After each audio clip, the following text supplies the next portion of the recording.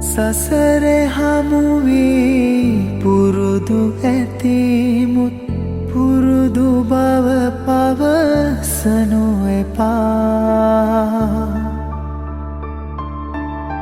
සසරේ හමුවී පුරුදු ඇතිමුත් පුරුදු බව පවසනු එපා. මට කලින් පෙම ඔහුට දුන් බව යලි යලිත් පවසනු එපා. යලි යලිත් පවසනු එපා. මගේ නොපෙනෙන ආදරේ පෙනෙන දුරකට එන්න එපා. දුටු නමුත් මගේ